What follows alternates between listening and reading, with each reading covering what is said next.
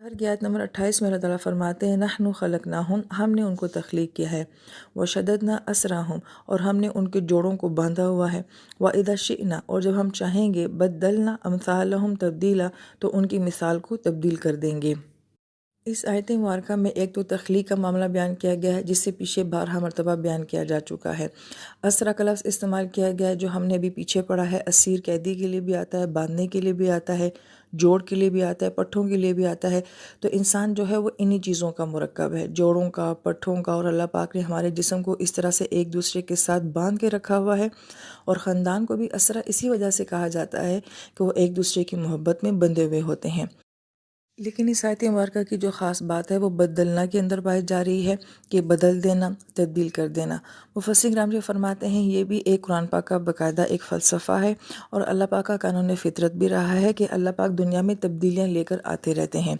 ये तब्दीलियाँ जो हैं वो कौमी सतह के ऊपर भी होती रही हैं, कि अल्लाह ताला ने जब किसी कौम को देखा कि ये नाफरमान है, इनके नसीब में अब हदायत नहीं रही है, तो अल्लाह ने पूरी कौम को फ़ना करके एक दूसरी कौम को उसकी जगह लेकर आए हैं। ये तब्दीली यूँ भी होती रही है और एक मानवी तब्दीली भी होती रही है, कि अल्लाह पाक दुनिया में किसी एक कौम को उरूज देते हैं, और जब वो कौम अपना इक़दार, अपनी अखलाकियात खो देती है, तो उसको ज़वाल आ जाता है और दूसरी कौम उसकी जगह ले लेती है। करीब के ज़माने में इसकी बेहतरीन मिसाल ये है कि जैसे एक वक्त था कि रशिया का जो है वो पूरी दुनिया के ऊपर तसल्लुत था, फिर रशिया को ज़वाल आता है तो अमेरिका का उरूज आता है, अब अमेरिका का ज़वाल है तो चीन का उरूज आ रहा है। तो ये तब्दीलियाँ जो हैं दुनिया में इस तरह से होती रहती हैं। लेकिन जमहूर मुफस्सिर किराम ये फरमाते हैं कि इस आयत मुबारका में कौमों की तब्दीली का ज़िक्र नहीं हो रहा, बल्कि जिस्मानी तब्दीली का ज़िक्र हो रहा है, क्योंकि आयत मुबारका के शुरू के हिस्से में जो है वो तख्लीक का ज़िक्र है। लिहाजा इससे मुराद इंसान की फ़िज़िकल तब्दीलियाँ हैं। लिहाजा इस ज़मन में एक तो मुफस्सिरीन की जमात ये फरमाती है कि इंसान के जिस्म में हमा वक्त तब्दीलियाँ होती रहती हैं। आज का इंसान इसको बहुत बेहतर तौर पे समझ सकता है कि पहले ज़माने में तो ये तब्दीली इस तरह से समझी जाती थी कि इंसान वक्फ़तन बड़ा होता है, उसके पट्ठे मज़बूत होते हैं, जोड़ मज़बूत होते हैं, कद-ओ-कामत जो है इसमें तब्दीली आ रही होती है। लिहाजा ये सारी तब्दीलियाँ इंसानी जिस्म में जो है वो हो रही होती हैं, और साथ साथ इंसान की ज़हनी तब्दीली भी हो रही होती है। इंसान पहले से ज़्यादा समझदार हो जाता है, बाशऊर हो जाता है। इसी तरीके से रूहानी तब्दीली भी इंसान के साथ साथ हो रही होती है, कि वक्फ़तन इंसानी रूह जो है वो बहुत गहरी होती चली जाती है, ज़्यादा स्पिरिचुअल होती चली जाती है। लिहाजा ये सारी तब्दीलियाँ इंसान के साथ बैक वक्त होती हैं, जिस्मानी भी होती हैं, ज़हनी भी होती हैं और रूहानी भी होती हैं। और फ़िज़िकल तब्दीली को तो आज हम ज़्यादा बेहतर तरीके से समझ सकते हैं कि हमारे जिस्म में रोज़ाना कितने सेल्स ऐसे होते हैं जो कि डेड हो रहे होते हैं, और कितने नए सेल्स बन रहे होते हैं। हमारा रोज़ाना खून जो है वो फ्रेश हो रहा होता है। तो गोया कि ये तब्दीलियाँ समझना फ़िज़िकली लिहाज से आज बहुत आसान हो गया है। दूसरा कौल मुफस्सिर किराम ये फरमाते हैं, इस तब्दीली से मुराद ये है कि जब इंसान मर जाता है तो मरने के बाद जो इंसान उठाया जाएगा, तो वो तब्दीलियाँ यहाँ मुराद हैं। मरने के बाद जब इंसान को उठाया जाएगा तो इंसान का जिस्म बज़ाहिर हैयत के एतबार से तो ऐसा ही होगा, मगर इसकी खुसूसियात जो हैं वो वहाँ पे बदल जाएंगे। इंसान का शऊर तो होगा, मगर उस शऊरी कैफियत में जो है वो बहुत ज़्यादा तब्दीलियाँ आ जाएंगी। यही वजह है कि इस ज़मन में मुफस्सिर किराम के दरमियान में ये बहस भी चलती है कि इंसान जो हशर को फेस करेगा, क्या वो रूहानी तौर पर करेगा या वो फ़िज़िकली तौर पर भी करेगा। तो एक जमात ने तो ये कहा कि नहीं, सिर्फ रूह ही जो है वो इन सारे हालात को फेस करेगी, जिस्म तो कहीं फ़ना हो जाएगा। लिहाजा जन्नत है या दोज़ख है, वो सारे मामलात जो हैं वो रूह के मामलात हैं। लेकिन जमहूर मुफस्सिरीन फिर ये बात फरमाते हैं कि नहीं, इंसान अपनी जिस्म और अपनी रूह दोनों के साथ जो है वो हशर को फेस करेगा, और जन्नत या जहन्नम दोनों को जो है जिस्म और रूह दोनों के साथ जो है वो महसूस करेगा। अगरचे इस बात के ऊपर इत्तेफाक किया जाता है कि वो जिस्म और वो रूह और वो शऊर जो है वो इस दुनिया से कहीं आला दर्जे का होगा, जिसको हदीस पाक में भी बयान किया जाता है कि इंसान खुदा न खास्ता जहन्नुम में जाएगा या जन्नत में जाएगा, तो उसका वजूद इतना नहीं होगा जितना कि हमारा अभी 5-6 फुट का वजूद है, बल्कि कद बहुत बढ़ा दिए जाएंगे, सीनों की चौड़ाई बढ़ा दी जाएगी। तो गोया कि इंसानी वजूद को, चाहे वो जहन्नुम के अजाब को सहना पड़े या जन्नत की नेमतों को एंजॉय करना पड़े, उसके लिए एक तवील कामिद वजूद का होना बहुत ज़रूरी है। तो ये एक तो ज़ाहरी तब्दीली वहाँ पे हो गई होगी। लिहाजा जब जिस्मानी तब्दीली इतनी ज़्यादा होगी, तो इसके साथ साथ जो है वो इंसान की रूह, इंसान का शऊर जो है वो भी बहुत आला दर्जे का हो जाएगा। ज़ाहिरी बात है कि वो उस जहान को देख लेगा, उस दुनिया को देख लेगा, अपने रब को देख लेगा, जन्नत और जहन्नुम को देख लेगा, तो फिर शऊरी सतह कितने आला दर्जे की हो जाएगी। इसलिए मुफस्सिर किराम ये फरमाते हैं कि हशर जो है वो फ़िज़िकली भी होगा और रूहानी तौर पे भी होगा। आयत नंबर 29 में अल्लाह ताला फरमाते हैं, इन्ना हाज़िही तज़किरा, बेशक ये कुरान एक याद दहानी है, फ़मन शाअ अत्तख़ज़ इला रब्बिही सबीला, बस तुम में से जो कोई भी चाहे अपने रब की तरफ अपने रास्ते को तलाश कर ले। लिहाजा आयत मुबारका में लफ्ज़ तस्करा आया है। तस्करा याद दहानी को कहा जाता है और कुरान अपने आप को बार बार कहता है कि मैं एक याद दहानी हूँ, और याद दहानी उसकी करवाई जाती है जो चीज़ ऑलरेडी हमारी मेमोरी में होती है। तो वो क्या चीज़ है जो हमारे अंदर है जिसकी बार बार याद दहानी हमें कुरान करवाता है? तो मुफस्सिर किराम जो फरमाते हैं कि हमारे अंदर रूह है, फ़ितरत है। अल्लाह ताला ने हमारी रूह में, हमारी फ़ितरत में ये बात रख दी है कि इसने अपने रब को जाना है। ये रूह अल्लाह से मुलाकात करके आ चुकी है, ये आसमानी दुनिया को देख चुकी है, ये जन्नत से ज़मीन के लिए भेजी गई है। लिहाजा हमारी फ़ितरत के अंदर वो सब बातें हैं जो कुरान हमें सुनाता है। कुरान क्यों इतनी जन्नत सुनाता है? इसलिए कि हमारी रूहें जन्नत को जानती हैं। कुरान क्यों अल्लाह ताला की मोहब्बत की बात करता है? इसलिए कि हमारी फ़ितरत में है कि हमने अल्लाह से मोहब्बत करना है। कुरान क्यों ज़ीनत की और ख़ूबसूरती की बात करता है? इसलिए कि हम अल्लाह ताला का हुस्न देख के आ चुके हैं। और कुरान हमें क्यों बार बार आखिरत की याद दिलाता है? इसलिए कि हमने वापस जो है अपनी दुनिया में लौट कर चले जाना है।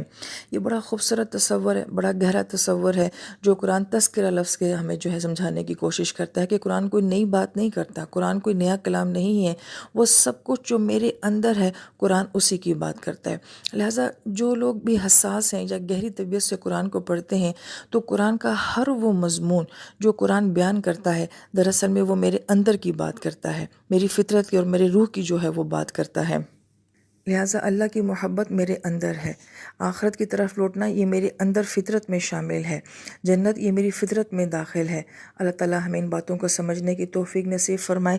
इसलिए कहा कि जो चाहे अपने रब की तरफ सबील बना ले। सबील ऐसे रास्ते को कहा जाता है जो ऊपर से नीचे की तरफ आता है, और ऊपर से नीचे उतरना जो है वो आसान होता है, यानी कि अल्लाह की तरफ जाने वाले रास्तों में बहुत आसानी होती है।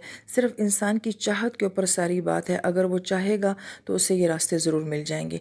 बग़ैर चाहे अल्लाह ताला किसी को नहीं देते, लिहाजा पहले तलब करनी पड़ती है, अल्लाह से मांगना पड़ता है। फिर अगली आयतें जो मुबारक हैं 30 और 31, इसमें ये कहा जा रहा है, वमा तशाऊन, तुम कुछ नहीं चाह सकते इल्ला अन यशा अल्लाह, मगर वही होगा जो अल्लाह की ज़ात चाहेगी। इन्नल्लाह काना अलीमन हकीमा, बेशक अल्लाह की ज़ात इल्म वाली और हिकमत वाली है। फिर अल्लाह पाक आयत नंबर 31 में फरमाते हैं, युदखिलु मन यशा फी रहमतिही, अल्लाह जिसको चाहेंगे अपनी रहमत में दाखिल फरमा देंगे। और ज़ालिमीन, और जो ज़ालिम में, अअद्द लहुम अज़ाबन अलीमा, हमने उनके लिए दर्दनाक अज़ाब तैयार कर रखा है। इन दो आयत में जो मज़मून बयान किया जा रहा है, सूरह मुज़म्मिल, सूरह मुदस्सिर में, मारिज में भी और इस सूरत मुबारका में भी ये मज़मून एक ही है, और बल्कि यहाँ आके ये अपनी इंतहा को पहुँच जाता है कि इंसान का चाहना और अल्लाह का चाहना। इंशाअल्लाह ताला सूरह मुदस्सिर की तफसीर में जो है इस पूरे मामले को जो है वो बयान कर दिया जाएगा। यहाँ पे सिर्फ शाह के ज़िम्मा में मुफस्सिरीन कराम की बड़ी खूबसूरत बात यह है कि शाह से मतलब होता है कि इंसान का एक रूहानी सफ़र, शऊरी सफ़र, कि जो इंसान भी ये चाहता है कि मेरी शऊरी सतह बुलंद हो जाए, मेरी रूहानी सतह जो है वो बुलंद हो जाए, तो इंसान के ज़हन में ये सवाल आता है कि अल्लाह मैं आपका रास्ता भी चाहता हूँ, मैं आपको भी चाहता हूँ, मैं आपसे करीब भी होना चाहता हूँ, मगर रास्ता क्या है, किस तरीके से मैं आपका कुर्ब हासिल करूँ? तो अल्लाह ताला ने इसके भी हमें दो रास्ते बताए हैं। एक तक़र्रुब इलल्लाह होता है जो कि फ़राइज़ के ज़रिए होता है, और एक तक़र्रुब इलल्लाह होता है जो नवाफिल के ज़रिए होता है। लिहाजा पहले फ़राइज़ को अहमियत देनी पड़ती है। हदीस पाक का मफ़हूम है कि अल्लाह पाक फरमाते हैं कि सबसे ज़्यादा मेरा बंदा जो मुझसे कुर्ब हासिल करता है वो फ़राइज़ के ज़रिए करता है। जिन चीज़ों को अल्लाह ताला ने फ़र्ज़ कहा है, यकीनन वो बहुत अहम थी, तभी अल्लाह पाक ने उनको फ़र्ज़ कहा है। अगर वो अहम ना होती तो अल्लाह कभी उनको हमारे ऊपर फ़र्ज़ ना करते। फिर दीन को गहराई से समझना पड़ता है। इंशाअल्लाह बकरा में ये मज़मून आते हैं, आने वाली तफसीर में ये मज़मून आते हैं कि किस फ़र्ज़ की ज़्यादा अहमियत होती है। कुछ फ़राइज़ जो हैं वो सालाना मियार के ऊपर हैं, कुछ फ़राइज़ जो हैं वो एक दिन के हिसाब से हैं, रोज़ाना की बुनियाद के ऊपर हैं। लिहाजा देखा जाता है कि किस फ़र्ज़ की कितनी अहमियत है और उसको किस तरह से करना है। यहाँ पे आप लोगों के लिए एक सबक भी है कि दीन को सीखें, डिटेल से सीखें और गहराई के साथ सीखें। और दूसरी बात ये कि जब इंसान फ़राइज़ के ज़रिए अल्लाह का तक़र्रुब हासिल कर लेता है, फिर वो चाहता है कि नहीं मेरा ग्रेड थोड़ा सा और ऊपर जाए, मैं और भी ज़्यादा करीब होना चाहता हूँ, फिर वो नवाफिल की दुनिया में आता है। लिहाजा जो 5 नमाज़ें पूरी कर लेगा, फिर उसको चाश की भी चाहत होगी, फिर उसको इशराक की भी चाहत होगी, फिर उसको तहज्जुद की भी चाहत होगी। और जितना इंसान अपनी इबादत को बढ़ाता जाता है, लिहाजा अगर ज़कात फ़र्ज़ है तो सदक़ात का बहुत खुला और वसी मैदान अल्लाह पाक ने रख दिया है। बल्कि बाद मुफस्सिरीन किराम ने फरमाया कि बख़ील लोग ज़कात देते हैं, और जो सखी होता है वो तो ज़कात के अलावा समझता है कि मैंने देना है। लिहाजा वो अल्लाह का तक़र्रुब जो है वो नवाफिल के ज़रिए जो है वो हासिल करता है। لہٰذا انسان نوافل کے ذریعے اللہ تعالیٰ کے کتنے قریب ہو جاتا ہے۔ نوافل سے مراد نفلی عبادات کے ذریعے کتنا قریب ہو جاتا ہے، اس کو بہت ہی خوبصورت انداز میں حدیث مبارکہ میں بیان کیا گیا ہے۔ اللہ پاک فرماتے ہیں کہ جب میرا بندہ میرا ذکر کرتا ہے، مجھے یاد کرتا ہے، تو میں بھی اس کو یاد کرتا ہوں۔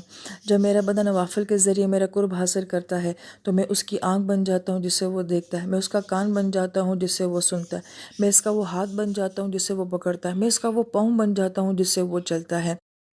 لہٰذا اہل علم یہ فرماتے ہیں کہ حدیث مبارکہ قرب کی بات بیان کری ہے کہ میرا بندہ کتنا قریب ہو جاتا ہے، تو اللہ پاک نے مثال کتنی خوبصورت دی ہے کہ انسان کی آنکھ اور اس کی بصارت میں کتنا قرب ہوتا ہے، انسان کے کان میں اور اس کی سماعت میں کتنا قرب ہوتا ہے، انسان کے بولنے میں اور اس کی زبان میں کتنا قرب ہوتا ہے، دل اور دھڑکن میں کتنا قرب ہوتا ہے۔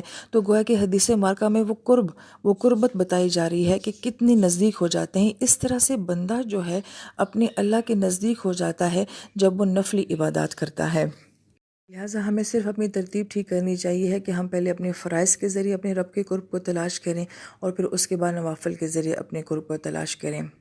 اس لیے حدیث پاک کا مفہوم ہے کہ جب انسان کے فرائض میں کوئی کمی رہ جائے گی تو اس کی تلافی جو ہے وہ اس کے نوافل سے کی جائے گی، لیکن اس کے لیے پہلے فرائض کا ہونا بہت ضروری ہے۔ لہٰذا اہل علم جو ہے وہ دو ترتیب بتاتے ہیں کہ جب اللہ تعالیٰ کی طرف سے انسان کو فرائض کی توفیق مل جاتی ہے تو انشاءاللہ تعالیٰ نوافل کی بھی توفیق اس کو مل جاتی ہے، اور اسی طریقے سے جب محرومی کا عمل شروع ہوتا ہے تو پہلے انسان سے اس کے نوافل چھوٹنے شروع ہوتے ہیں، پھر اس کے فرائض چھوٹنے شروع ہوتے ہیں۔ لہٰذا ہم اللہ تعالیٰ سے دعا کرتے ہیں کہ اللہ تعالیٰ جو راستہ بھی آپ کی طرف جاتا ہے، آپ کے قرب کی طرف جاتا ہے، چاہے وہ فرضوں سے جاتا ہے، وہ سنتوں سے جاتا ہے یا نوافل سے جاتا ہے، اللہ تعالیٰ ان راستوں پہ ہمیں چلنے کی توفیق نصیب فرما دے۔ آمین یا رب العالمین۔